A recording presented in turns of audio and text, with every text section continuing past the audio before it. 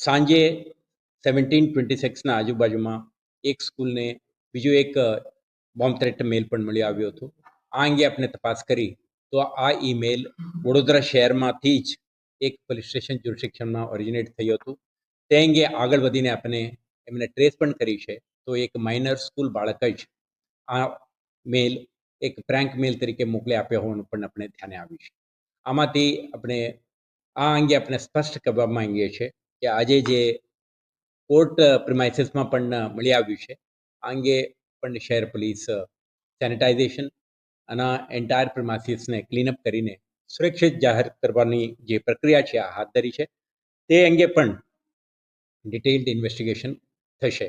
પરંતુ જે વ્યક્તિઓ આ પ્રકારના એક ભ્રમ ફેલાવવાનું, ભયનું વાતાવરણ ઊભા કરવાના પ્રયાસ કરે છે, એમને આપણે વધારે મહત્ત્વ આપવું ન જોઈએ.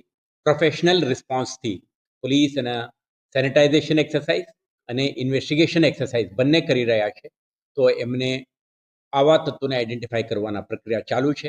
અત્યારે જે બોર્ડના પરીક્ષાઓ નજીકના દિવસોમાં શરૂ થનાર છે, આ અંગે પણ વિદ્યાર્થીઓ, વાલીઓ, ટીચર્સ અને આખા એકેડેમિક કમ્યુનિટી ભયભીત થવાની કોઈ કારણ નથી. વિશ્વાસથી પરીક્ષા અંગે તૈયારી કરે.